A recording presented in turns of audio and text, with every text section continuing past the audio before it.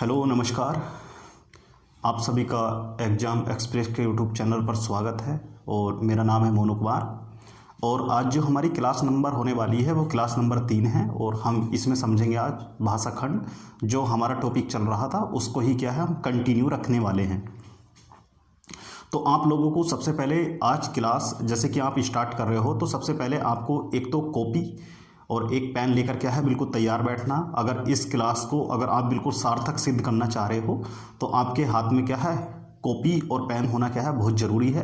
अगर आपके पास कॉपी और पेन है तो यकीन मानना ऑफलाइन से भी क्या है अच्छी क्या है क्लास होने वाली। बस आपको क्या है बहुत ध्यान से समझना और कुछ चीज़ों को क्या है महत्वपूर्ण पॉइंटों को क्या है लिखना है। अगर हो सके तो मेरे कहने से एक काम करना, पहले ये लेक्चर सिर्फ सुन लेना, दोबारा से क्या है इसके नोट्स बनाने की क्या है कोशिश करना। यानी कि यूट्यूब पर इसको दोबारा से क्या है सुनना और जब भी क्या आप इसके नोट्स बनाने की कोशिश करोगे तो ज़्यादा अच्छे से रहोगे। तो आज जो हमारी क्लास है, मैं आज क्लास में जो शुरुआत करने वाला हूँ उसमें मैं आपको ये बताऊँगा कि आप जो बोली बोलते हो खड़ी बोली, उसकी उत्पत्ति हुई है तो वो कहाँ से हुई है। तो जैसे कि सब लोग ये बोलते हैं कि खड़ी बोली की जो उत्पत्ति हुई है वो पश्चिमी हिंदी से हुई है, ब्रजभाषा की पश्चिमी हिंदी से हुई है। और जो आपका क्या है अन्य जो बहुत सारी हरियाणवी वगैरह ये भाषाएं हैं या बोली हैं, इनकी उत्पत्ति सारी क्या है पश्चिमी हिंदी से हुई है।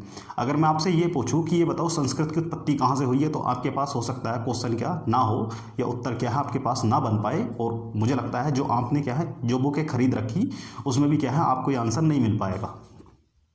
उसमें मिलेगा आपको कि रसिया, चीनी, आशिया, ये पढ़ने की बिल्कुल ज़रूरत नहीं है।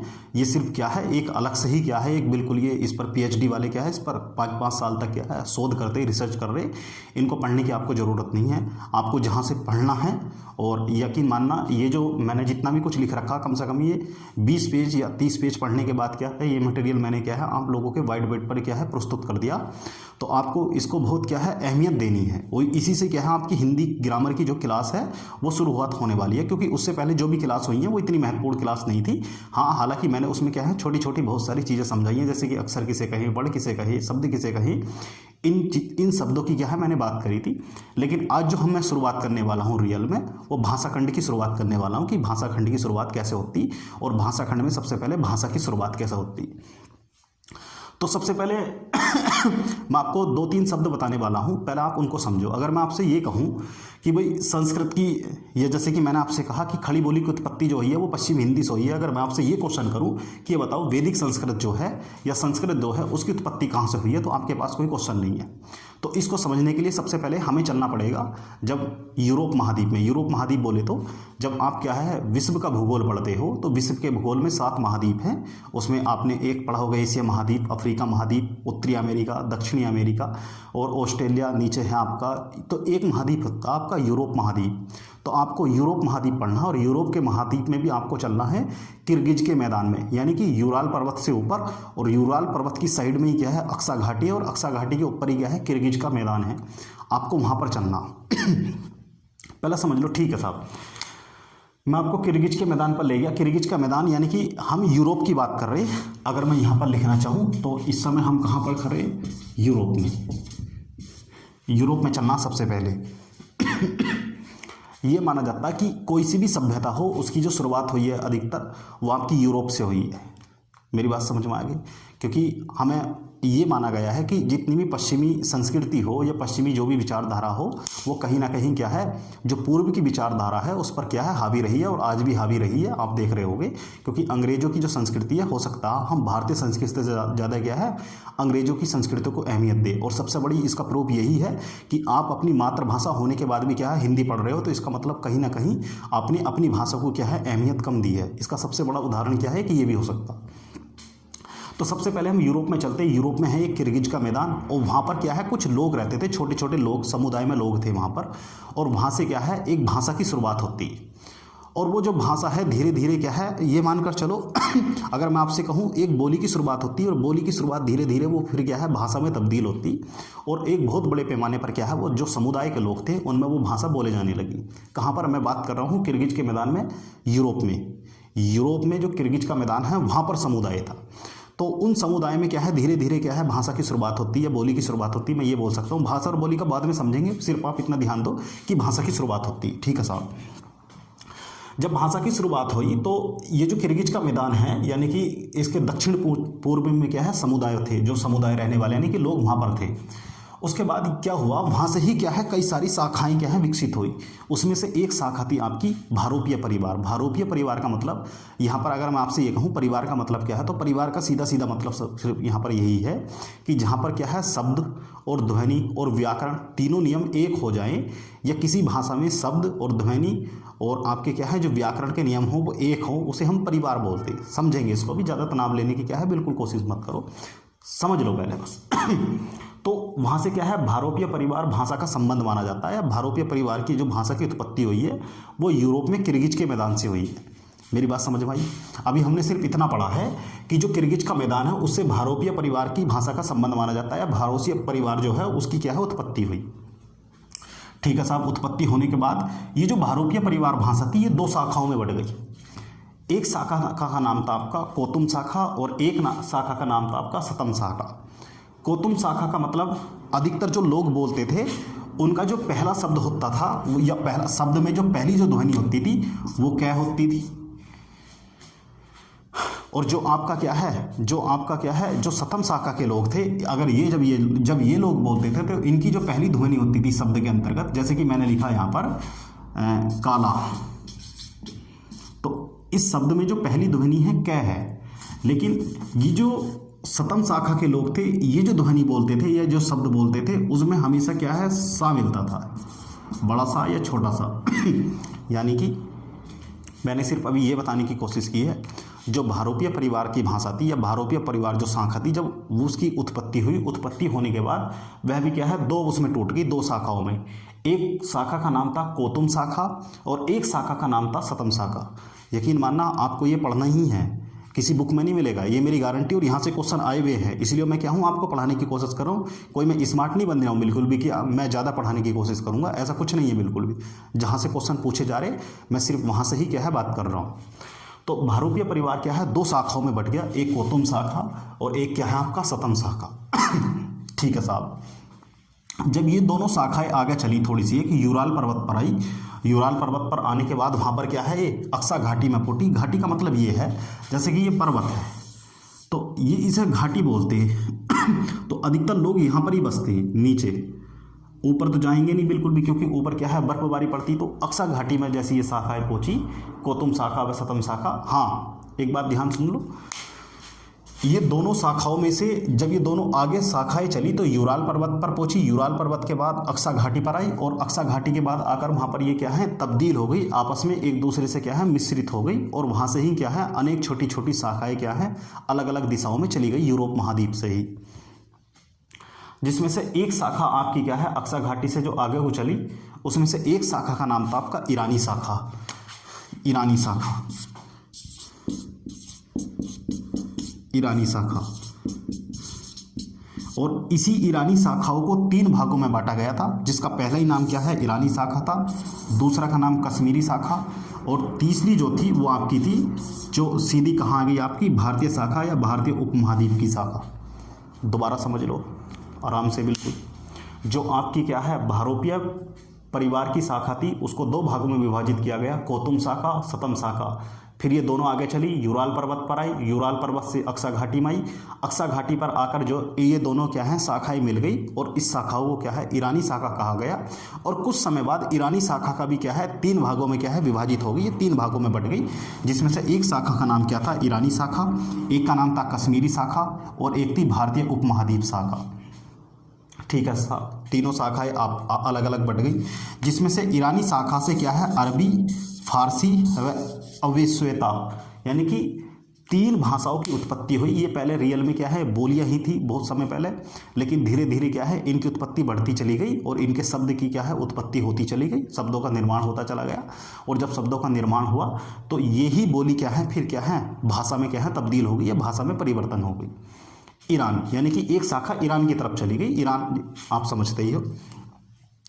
एक शाखा आ गई आपकी कश्मीरी शाखा। कश्मीर शाखा का मतलब ये है जब आप पढ़ते हो तो एक तो है भारतीय उपमहाद्वीप और एक है पूरा भारत।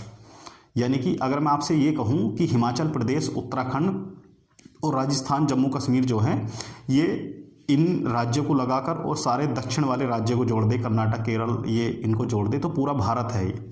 अगर मैं आपसे खाली बस ये बात करूं कि भारतीय उपमहाद्वीप, तो भारतीय उपमहाद्वीप का मतलब ये है कि गुजरात और उत्तर प्रदेश से जितने भी क्या है दक्षिण वाले राज्य, उसे भारतीय उपमहाद्वीप बोलते। तो दो शाखाएं आई, एक तो जम्मू कश्मीर की साइड चली गई और एक चली गई भारतीय उपमहाद्वीप की साइड। जो कश्मीरी की शाखा थी उसे दर्द के नाम से भी जाना जाता था, दर्द उपनाम। ये क्वेश्चन पूछा गया, इसलिए क्या है मैंने पढ़ाने की कोशिश की है। तो दर्द शाखा कहाँ पर चली गई, तो दर्द शाखा चली गई। या दर्द किसको नाम से जानते, तो कश्मीरी शाखा को क्या है दर्द के नाम से भी जानते, दर्द नहीं दर्द, दर्द के नाम से भी जानते हैं। और इससे भी क्या है शिणा, इससे भी क्या है जो कश्मीरी शाखा थी, या इससे भी क्या है अनेक बोली की उत्पत्ति हुई, जैसे कि शिणा, चित्राली व कांगड़ी। इनसे भी क्या है छोटी छोटी बोलियों की उत्पत्ति हुई। अगर आप जम्मू कश्मीर में जाओगे या कटरा जाओगे, वैष्णो देवी जाओगे, तो आप वहाँ पर देखोगे यहाँ की भाषा से क्या है अलग भाषा है। लेकिन आप एक बात ध्यान रखना, जहाँ आप जा रहे हो वहाँ पर क्या है ज़्यादा पर्यटन स्थल नहीं होना चाहिए, क्योंकि पता चले आप भी उसी इलाके से गए और बहुत सारे भी क्या है वहाँ से जो लोग हैं वहाँ पर जो पर्यटन है वो भी उसी इलाके से चले गए। तो जब दोनों गए हैं, दोनों की भाषा एक ही होगी। आपको वहाँ पर देशज में जाना, देशज का मतलब ग्रामीण इलाकों में जाना, आप वहाँ पर जाओगे तो एक अलग प्रकार की भाषा मिलेगी। और उन भाषाओं को या उन बोलियों को हम चित्राली, कांगड़ी या सिड़ा के नाम से जानते, जो क्या है दर्द की क्या है छोटी छोटी पार्ट हैं। ठीक है साहब। एक शाखा आ गई आपकी भारतीय उपमहाद्वीप शाखा। भारतीय उपमहाद्वीप बोले तो हम उत्तर प्रदेश, बिहार यहाँ पर बोल सकते कि एक शाखा कहाँ पर, यहाँ पर आ गई। कुछ राजस्थान का पार्ट भी कहेंगे हम, और कुछ क्या है आपका पार्ट पाकिस्तान का भी कहेंगे, क्योंकि जब ये शाखा आई थी उस समय भारत, पाकिस्तान, बांग्लादेश एक ही थे। ठीक है साहब। ये आगे चली और भारतीय उपमहाद्वीप में आ गई, और इससे एक शाखा का जन्म हुआ, आर्य शाखा। आर्य भाषा का जन्म हुआ इससे, या आर्य शाखा बोल सकता हूँ। वैसे रियल में क्या है, आप इसे आर्य भाषा कहोगे तो ज़्यादा उचित रहेगा। और इस आर्य भाषा से ही क्या है 3 आर्य भाषाओं की उत्पत्ति हुई, जो ये है, यानी कि यही क्या है आपकी जो आपकी ये है, इसी से क्या है उत्पत्ति हुई। एक तो है आपकी प्राचीन शाखा, एक है मध्यकालीन शाखा, और एक है आधुनिक कालीन शाखा। दोबारा समझ लो, जो आर्य भाषा है इसको भी 3 भागों में बांट दिया गया, प्राचीन आर्य भाषा, मध्यकालीन आर्य भाषा, आधुनिक कालीन आर्य भाषा। यानी कि दोबारा से एक बार रिवाइज करते हैं। किर्गिज के मैदान में क्या है एक समुदाय रहता था दक्षिण पूर्व में, उस समुदाय से क्या है भारोपीय परिवार की भाषा का क्या है संबंध है। और भारोपीय परिवार भी क्या है 2 शाखाओं में विभाजित हुआ, गौतम शाखा, सतम शाखा। आगे चलकर यूराल पर्वत से अक्सा घाटी में क्या है ईरानी शाखा, यानी कि दोनों तब्दील हो गई तो ईरानी शाखा बन गया। और कुछ समय बाद ईरानी शाखा भी 3 भागों में विभाजित हो गई, ईरानी शाखा, कश्मीरी शाखा, भारतीय उपमहाद्वीप शाखा। यानी कि एक ईरान की तरफ चली गई, एक कश्मीर की तरफ, और एक भारतीय उपमहाद्वीप में। मैंने सिर्फ इतना ही बताने की कोशिश की है। उसके बाद मैंने ये कहा आपसे, जो भारतीय उपमहाद्वीप शाखा है ये भी क्या है आगे जब चली, इससे भी जब इसका भी विभाजन हुआ, तो इसमें एक प्राचीन आर्य भाषा, एक मध्यकालीन आर्य भाषा और एक आधुनिक कालीन आर्य भाषा। दोबारा समझो, आर्य भाषा जब आगे चली तो इससे प्राचीन आर्य भाषा की उत्पत्ति हुई। प्राचीन आर्य भाषा किसे कहेंगे, प्राचीन आर्य भाषा उसे कहेंगे जिससे संस्कृत की उत्पत्ति हुई। मैंने ऊपर लिख भी रखा, देखो सॉरी, प्राचीन आर्य भाषा का मतलब वैदिक संस्कृत की उत्पत्ति हुई। और लौकिक संस्कृत यानी कि वैदिक संस्कृत भाषा की उत्पत्ति हुई। भाषा, इसे भी क्या बोलेंगे हम, भाषा। वैदिक संस्कृत भाषा की उत्पत्ति हुई, लौकिक संस्कृत भाषा की उत्पत्ति हुई। वो इसको समझ लो, यहाँ से क्या है आपकी रियल क्लास स्टार्ट होती, और ये बहुत महत्वपूर्ण है। वैदिक संस्कृत और लौकिक संस्कृत में अंतर क्या, पहले तो ये समझ लो। अगर मैं आपसे ये कहूँ मोटा मोटा कि संस्कृत का जो समय है 2000 से 500 ईसा पूर्व क्या है मैं मान सकता हूँ, और मैंने भी इसको क्या है और आपको क्या है ज़्यादा समझ में आए और ज़्यादा क्या आप चीज़ों को क्या है बारीक तरीके से क्या है समझ पाओ, मैंने भी क्या है आपकी जो प्राचीन आर्य भाषा है जो संस्कृत है उसके भी 2 पार्ट कर दिए, एक वैदिक संस्कृत और एक लौकिक संस्कृत। वैदिक संस्कृत और लौकिक संस्कृत में 2 कारण हैं, 2 अंतर हैं जो इन दोनों को क्या है अलग करते हैं। पहला अंतर तो ये है, जो लौकिक संस्कृत है और जो वैदिक संस्कृत है, जो आपकी वैदिक संस्कृत वह संस्कृत है जिसमें मूल शब्दों की उत्पत्ति हुई, यानी कि जो शब्द की उत्पत्ति हुई यहाँ पर ही हुई। यानी कि अगर आप कुछ नया कर रहे हो तो वो सिर्फ नवाचार इसमें ही हुआ है, इसमें नवाचार नहीं हुआ। इसमें क्या है, ये लौकिक जो संस्कृति इसमें नवाचार तो हुआ, लेकिन कुछ शब्द जो हैं आपके वैदिक संस्कृत के कहाँ आ गए, लौकिक संस्कृत में आ गए। इसका मतलब ये हुआ लौकिक संस्कृत में नवाचार तो है, लेकिन वैदिक संस्कृत के भी क्या हैं कुछ शब्द हैं। इसका मतलब ये हुआ कि भाषा क्या है, जटिल से क्या है, जो जटिल थी सरल की तरफ क्या है चलने की कोशिश कर रही थी। दो कंसेप्ट निकल के आए। इसका मतलब ये हुआ, देखो सुनो, अगर आप क्या है दोहे भी पढ़ोगे, जैसे कि मैं आपको जब यानी कि काव्य शास्त्र शुरू करूँगा तो वहाँ पर आपको मैं क्या है कुछ दोहे बताऊँगा। वहाँ पर दोहे या जो आपके क्या हैं संस्कृत के दोहे, उन पर बात करेंगे। ब्रजभाषा, खड़ी बोली, अवधि, इन शब्दों पर बात करेंगे। यानी कि आप जैसे कि लौकिक संस्कृत का अगर मैं आपसे दोहा बताऊं, जैसे कि आपने सुना होगा, ओम भूर्भुवः स्वः तत्सवितुर्वरेण्यं भर्गो देवस्य धीमहि धियो यो न प्रचोदयात्। तो ये क्या है, लौकिक संस्कृत का हो सकता है ये आपके क्या है ज़्यादा समझ में आ गया हो। लेकिन अगर मैं बात करूँ वैदिक संस्कृत की, तो वैदिक संस्कृत का जैसे कि आप जब काव्य शास्त्र पढ़ोगे तो उसमें एक दोहा है, सत्वोद्रेकादिखंड स्वप्रकाशनंद चिन्मय ब्रह्म स्वहाद सहोदर। ये क्या है, आपको लग रहा होगा ज़्यादा डिफिकल्ट हो रहा हो, यानी कि कुछ ये मजबूत है। मजबूत बोले तो यानी कि कुछ ये जटिल है, एकदम से समझ में नहीं आ पाएगा। लेकिन ओम भूर्भुवः स्वः क्या है, आपको एकदम से समझ में आएगा। तो वैदिक संस्कृत से क्या है लौकिक संस्कृत आई, यानी कि सबसे पहले वैदिक संस्कृत भाषा आई, उसके बाद क्या है लौकिक संस्कृत। यानी कि वैदिक संस्कृत का परिवर्तन किस में हुआ, लौकिक संस्कृत में। पहला कारण तो इसका ये है कि जो वैदिक संस्कृत है वो कठिन है, और लौकिक संस्कृत वो है जो थोड़ी सरल है, क्योंकि उसमें क्या है शब्द हैं थोड़े, किसके, वैदिक संस्कृत के। दूसरी बात इसमें यह है, जो आपकी वैदिक संस्कृत है इसका प्रयोग जो वह है, आप अगर पढ़ोगे जैसे कि वेद पढ़ोगे, आप अरण्यक पढ़ोगे, वेदांग पढ़ोगे, उपवेद पढ़ोगे, तो इसका प्रयोग उस यानी कि वेदों को लिखने के लिए हुआ है, अरण्यक लिखने के लिए हुआ है। और आपके क्या है जितने भी दर्शन हैं वो सब किस में लिखे गए हैं, वैदिक संस्कृत में लिखे गए। इसीलिए हम इसको क्या है वेदों की भाषा या वेदों की संस्कृत भाषा भी बोलते हैं। ठीक है साहब। इसके बाद आती है आपकी लौकिक संस्कृत। लौकिक संस्कृत की बात करें हम, इसका जो समय है 1000 से 500 ईसा पूर्व है। 500 ईसा पूर्व का मतलब ये है, यानी कि जो आपका संवत है ईसा मसीह का जन्म से पहले की बात कर रहे हैं हम, अभी की बात नहीं कर रहे बिल्कुल भी। तो लौकिक संस्कृत का मतलब ये है जहाँ पर जिसका प्रयोग महाभारत रामायण लिखने में प्रयोग हुआ हो, उसको हम क्या है लौकिक संस्कृत बोलते हैं। जिसका प्रयोग पढ़नी, अष्टाध्यायी, इन लोगों ने क्या है जो बहुत बड़े क्या है रचयिता हुए हैं, आचार्य हुए हैं, इन्होंने क्या है इसका प्रयोग किया है। तो हम यहाँ पर ये लिख सकते हैं वैदिक संस्कृत में इसका प्रयोग जो हुआ है, आप लिखना चाहो तो लिख सकते हो कि वैदिक संस्कृत का प्रयोग, अगर आपके क्या है कॉपी में साइड में जगह हो तो आप उसमें क्या है लिख सकते हो कि वैदिक संस्कृत का जो प्रयोग है उसमें वेद, अरण्यक, दर्शन इत्यादि लिखे गए।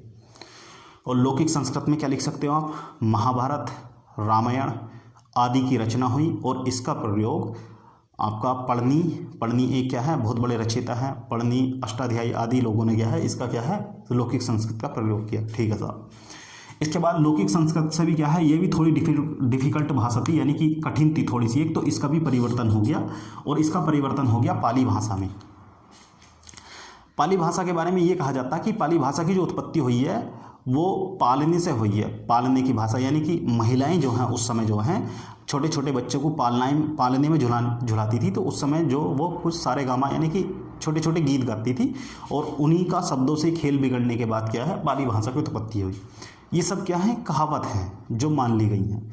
कुछ लोग ये बोलते हैं कि पाली शब्द कुछ नहीं है, पाली शब्द का मतलब क्या है एक गाँव है जिसकी उत्पत्ति क्या है एक गाँव से हुई है। कुछ लोग विद्वान ये भी मानते हैं, कुछ आलोचक, और कुछ आलोचक ये मानते हैं कि पाली शब्द की उत्पत्ति जो है या पाली भाषा की उत्पत्ति जो हुई है वो पाटलिपुत्र से हुई है, जो आप क्या है इतिहास में पाटलिपुत्र पढ़ते हो।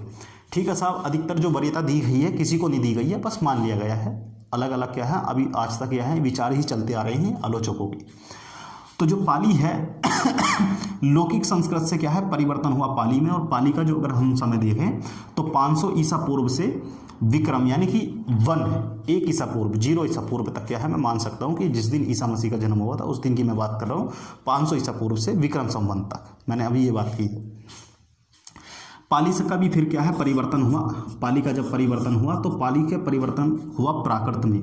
प्राकृत का अगर आप शाब्दिक अर्थ देखोगे, प्राकृत का अर्थ है बिगड़ी हुई भाषा, जिसका अर्थ बिगड़ चुका हो, जो जिसके शब्द बिगड़ चुके हों, उसे हम क्या है प्राकृतिक भाषा बोलते हैं। और प्राकृतिक भाषा का जो समय है ईस्वी संवत से 500 ईस्वी तक है। मेरी बात समझ में आई? ठीक है साहब। इसके बाद क्या है अपभ्रंश है। प्राकृत से परिवर्तन हुआ अपभ्रंश भाषा में। अपभ्रंश भाषा में जब इसका परिवर्तन हुआ तो अपभ्रंश भाषा में बहुत बड़ा एक साहित्य लिखा हुआ है। अगर आप जैसे कि हमें जो पढ़ना होता है, हमें जो ऑप्शनल पढ़ना होता है, हिंदी साहित्य ऑप्शनल आप जब पढ़ोगे यूपीएससी या आईएएस के लिए, तो उसमें अपभ्रंश साहित्य भी है। तो ठीक ठाक अपभ्रंश साहित्य वहाँ पर क्या है दे रखा है। और अपभ्रंश साहित्य का मतलब यहाँ पर अनेक रचनाएं, जैसे कि विद्यापति को भी पढ़ोगे तुम, और बहुत सारे क्या है अलग अलग क्या है बहुत सारे रचयिता या रचनाकार हुए हैं। अगर आप सिद्धनाथ साहित्य पढ़ोगे तो वो भी अपभ्रंश भाषा में लिखा गया है।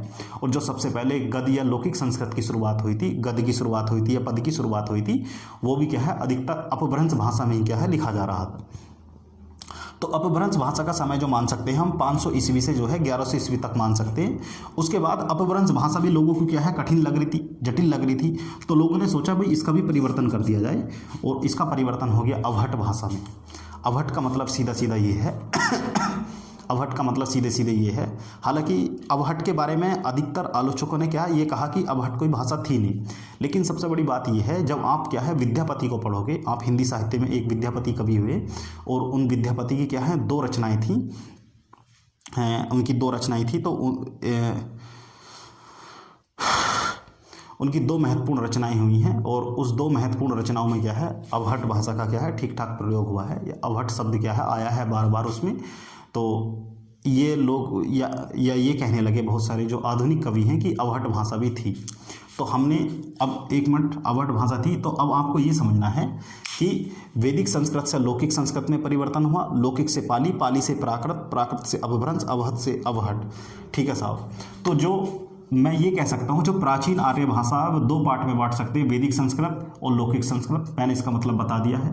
इसके बाद क्या है जो आपकी फिर पाली, प्राकृत, अपभ्रंश, अवहट, इसको हम मध्यकालीन आर्य भाषा बोल सकते हैं। मध्यकालीन आर्य भाषा का मतलब ये है जिसका समय क्या है मध्य में रहा हो, जिसका समय ऐसा रहा हो जो आपका क्या है, जैसे कि आप पढ़ते हो ना प्राचीन भारत का इतिहास, मध्यकालीन भारत का इतिहास और आधुनिक भारत का इतिहास, तो ये क्या है आपका मध्यकालीन जो इतिहास है उसमें बोली गई हैं। और अगर हम इसकी बात करें तो प्राचीन काल इतिहास की क्या है भाषाएं रही हैं।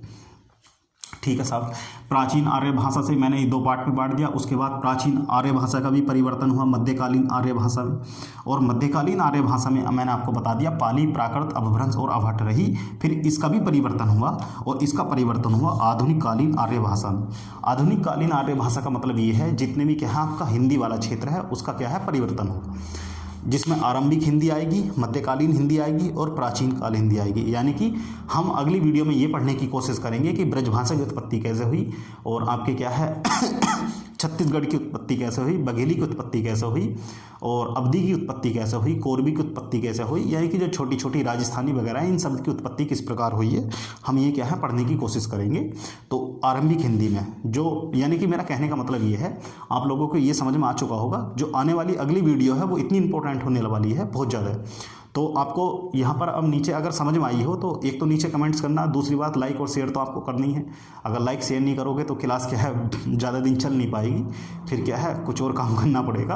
तो मैं ये बोल रहा हूँ कि आपको क्या है ये उतार कर एक कॉपी पर, और उसके बाद क्या है आपको बहुत अच्छे ढंग से अगर कोई चीज़ समझ में नहीं आई तो मुझसे क्या है दोबारा से पूछ सकते हो।